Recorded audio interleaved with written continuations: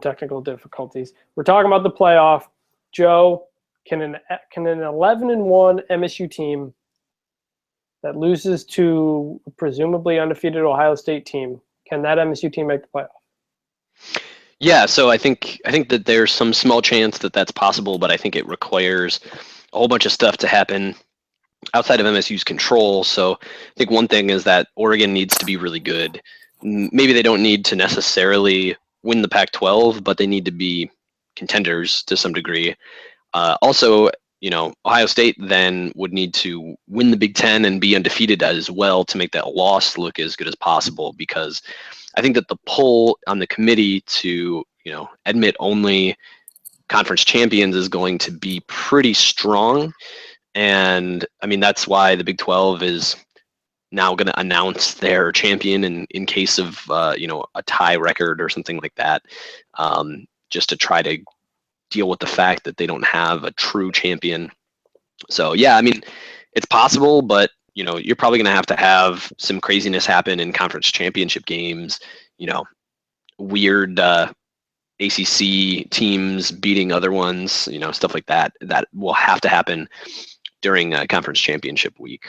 So yeah, it's possible, but I would say it's highly improbable still. Yeah, I think the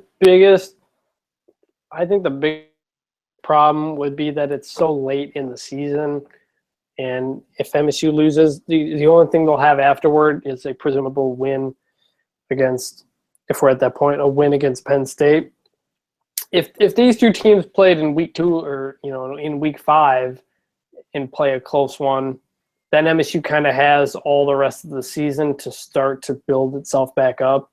I think it'll be too soon from the loss to maybe get that benefit of the doubt from people. But the fact that it's a conversation is a sharp contrast from a year ago when Big Ten wasn't going to get anybody in the playoff. So it's proof that anything can happen, but the Big Ten definitely could have a case.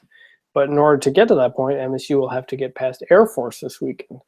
Now, Air Force, they won 10 games last year. They're 2-0 this year, coming off a win against San Jose State. They run the triple option offense under Troy Calhoun, which is incredibly complicated and difficult to defend. You might remember a couple years ago, they nearly beat Michigan at the Big House.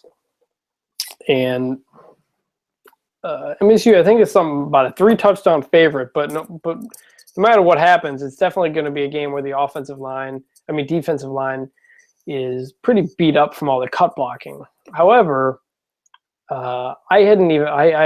it had slipped my mind, but MSU defensive line coach Ron Burton coached at Air Force from 2003 to 2012 before coming to MSU.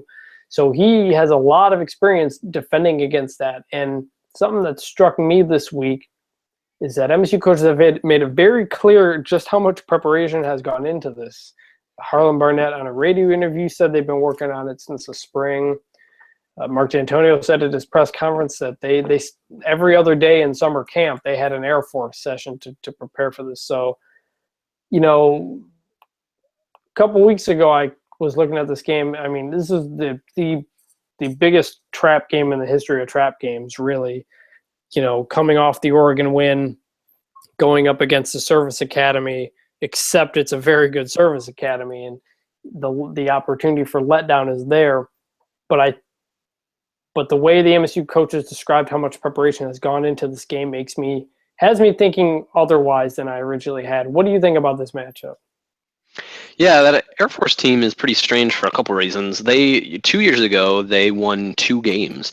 So they had a pretty crazy turnaround last year. Well, they had a stretch there where they had gone to a bunch of bowls, and that 2-win season came out of just nowhere, and then they got it right back on track last year. Yeah, and a big part of that was their defense. I mean, their defense was better nationally than their offense, both I think in terms of yards per game, but also all of the advanced stats say that as well, between success rate and explosiveness and such. The style of defense that they play seems to be a little bit on the break but don't bend side, where they don't allow a whole lot of efficiency, but they do give up some big plays. So it'll be interesting to see how MSU will handle that. MSU hasn't really, especially against Oregon, hasn't really or didn't really attack downfield all that much. So to see exactly how many big plays will kind of result from playing Air Force will be interesting. Yeah, I mean, I don't know exactly what to make out of that triple option cut blocking stuff. It's, it's something that they'll have to deal with. But yeah, like you said, I think that they'll be pretty well prepared. And there's, if MSU's offensive and defensive lines are the strength of the team, I think that they're both going to be pretty overwhelming on both sides of the ball against an Air Force team where, those Air Force academies have restrictions on weight. So they just really can't, I don't think that's they will be able to compete in the trenches. That's the reason they do what they do. That's the reason they cut block, because they can't block otherwise. So, but I think MSU's rush defense performance against Oregon was very good to see in terms of that. It's completely different it's completely different kind of offense, but it's a lot of reading. This will be a game where someone like Monte Nicholson will be very close to the line. So it'll be interesting. After the Oregon game, I was really thinking, like I said, I was really thinking this could be a humongous trap game, but I think the MSU coaches made it very clear that this game has also been circled on their calendar, so to speak, with how much preparation has gone into this triple option attack. So I imagine, and it'll be an interesting test of depth too. I mean, so many different guys played defensively against Oregon. I got to assume that they're going to continue that substitution pattern to some degree against Air Force just because it was effective, but because of how fundamentally sound you have to be against the triple option offense, it'll be interesting to see how that depth kind of holds up. Did a great job in the second half, especially against Oregon. Well, to a large degree, but just to see sort of how fundamentally sound the backup units defensively will be interesting. I mean, probably just because I'm a diehard fan, but yeah, I mean, I think that the line, I think it's a little more than 3 scores. I think it might be 27. I thought I heard 24. I haven't exactly. Oh, that might be right. But anyways, somewhere in the 20s seems about right to me. It just seems like the MSU offense should kind of have their way to some degree because of the difference in talent along the lines and just sheer size. So are you picking Michigan State to cover or no? I guess that'll be our pick since I said let's say yes. I think that they'll cover. I think that there was enough, like you said, there was enough prep done, and I think that it's just going to be physically overwhelming for Air Force. I'm going to look up exactly what this line is right now, because 26.5. Okay, yeah. So that's a lot, but I'll still take it. I'm gonna say they do not cover it. Just 28 is a lot. It's a lot of points, and the MSU offense has not gotten many big plays, especially last week. It may just simply the sheer amount of time. If Air Force picks up a couple first downs, the sheer amount of time that it runs off the clock by running every play and not running hurry up. So I think just kind of based on that, I think they'll probably win by maybe 21, 24, but 26.5 is a heck of a lot of points. So I'm going to say that. Yeah.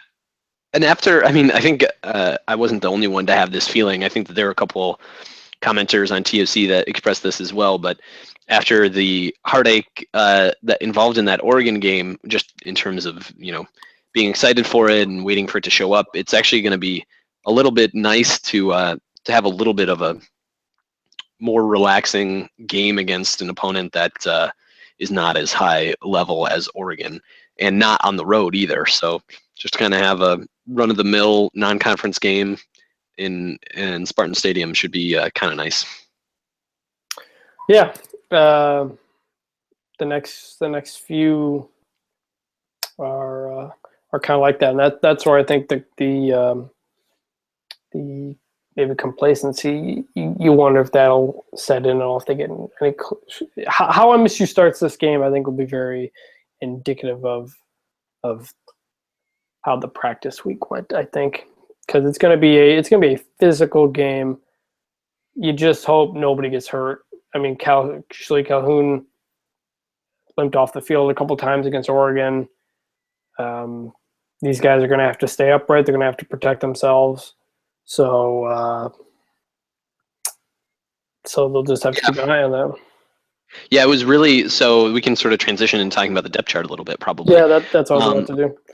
Yeah, so I mean, it was good to see that Viante Copeland was back on the depth chart. He left the game. It looked like he might have gotten concussed to me, but I wasn't sure because it seemed like he was walking fine. Like it didn't seem like it was like a leg issue in any case. But he was on the ground for a pretty long time, so it was good to see him on the depth chart. Yeah, I think that the loss of Cody Keeler, it sounded like from the press conference that he wasn't going to be out for the season, that he'd be back later in the year. Yeah. But his loss, I mean, hurts to some extent, but I think it's good in some ways because I think,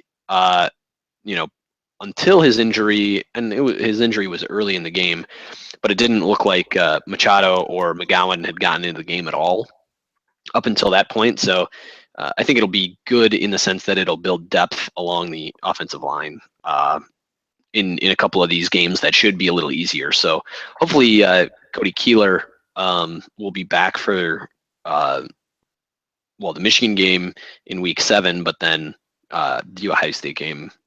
And the other, I assume he'll be back by then.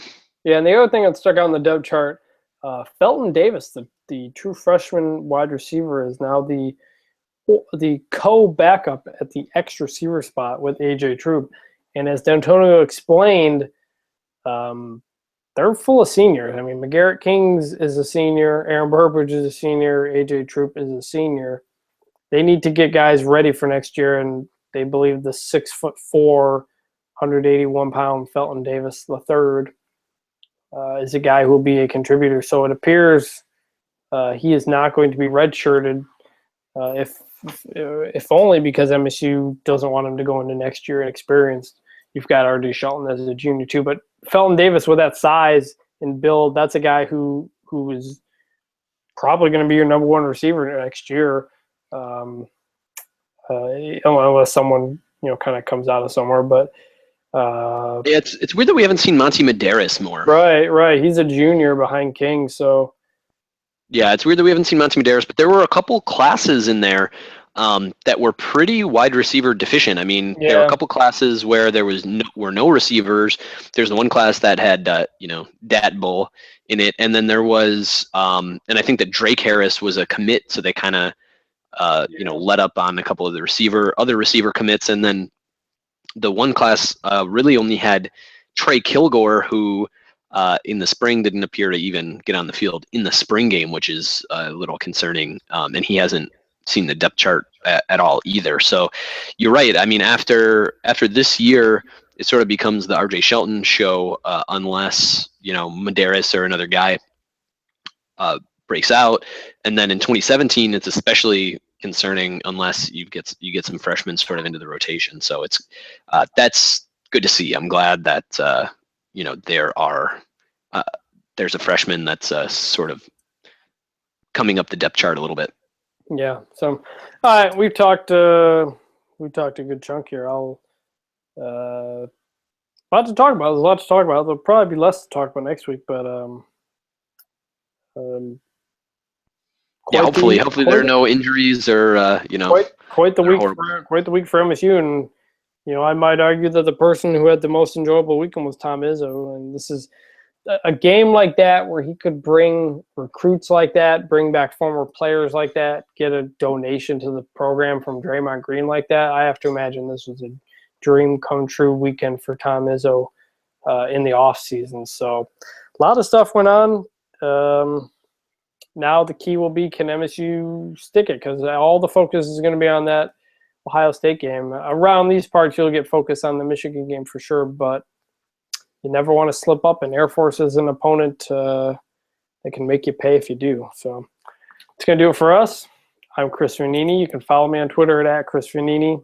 He's Joe Toohey on Twitter at Jobin, Jobin, number 2, letter E. Make sure you check out. Make sure you subscribe to us on iTunes. Yes, as I always forget to say at the beginning of this thing. Subscribe on iTunes. Makes it easier to listen to this. Or just watch it on the website, theonlycolors.com. A lot of great stuff as the season goes along. Please check it out. A lot of people do a lot of good work. So that'll do it from us. Joe, thanks for joining me. And we will talk to you Chris. next week. See you. Sounds good.